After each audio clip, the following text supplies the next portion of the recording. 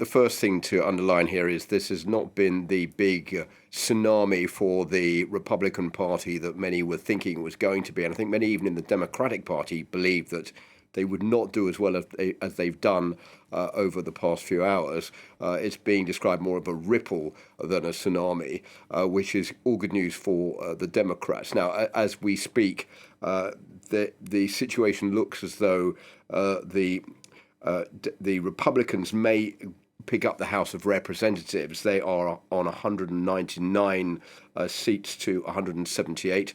The Republicans have 9 pickups. The Democrats only 3 pickups in the House of Representatives.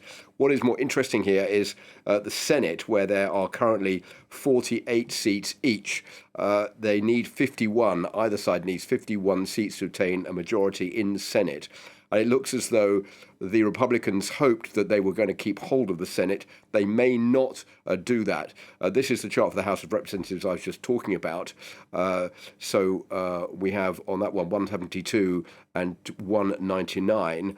The Senate, as I was saying, could be a much more contentious place where, for the moment, the Democrats still have a chance of pulling it off and maintaining control of the Senate. Why is that important? Because that is where laws are ratified and where it could be a lot harder for President Biden if, for example, the Senate falls into the hands of the Republicans. They may try hard to stop the president from passing legislation. That would be certainly not so difficult for him if the Democrats were to maintain hold of the Senate.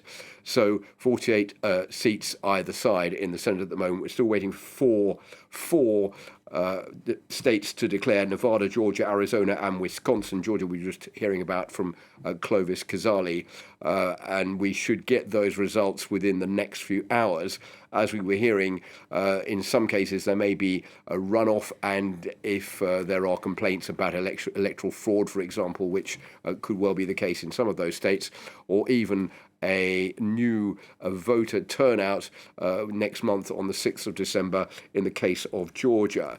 Now, there are a few important points to underline about victories last night. One of them was for Jim Fetterman from Pennsylvania, the Democrat. He beat Mehmet Oz to win an open Senate seat against all odds. He's had a stroke earlier this year and was not given a chance, really, or given many chances of pulling off the election victory last night. So that's certainly a big lot of encouragement for the Democrats in the fact that Jim Fetterman has won that seat in Pennsylvania. There is also good news for the Republicans in the form of Ron DeSantis, the governor of Florida, who has not only won his seat again, but he's consolidated his 2019 victory when he was first elected governor of Florida.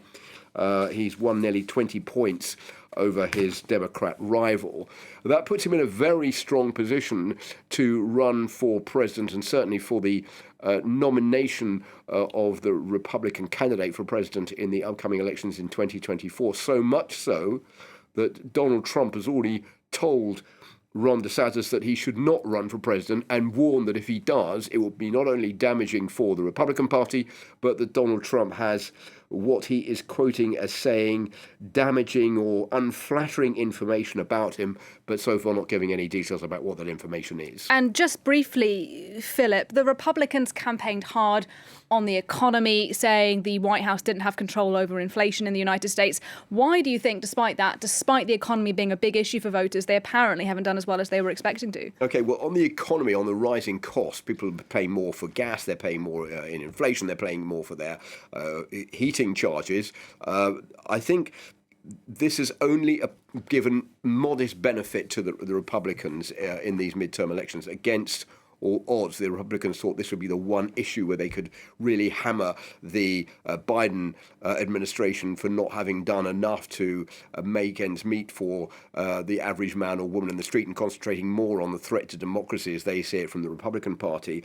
But only modest benefits for the Republicans. Many people thinking that, well, even if they voted Democrat, the Republicans wouldn't have done a better job. So that is why they're keeping their vote for the Democrats, as far as the Democrats are concerned, if they are already holding that particular seat. So I think that's a disappointment for the Republicans. There are also a couple of other contentious issues. One of them is the abortion discussion in the United States since the end of the Roe versus Wade, which was slapped down by the Supreme Court earlier this year. That has certainly pushed many people into the hands of the Democrats, who've turned out in mass to vote for them. And I think that has also helped them keep some kind of support they thought would maybe disappear during these elections.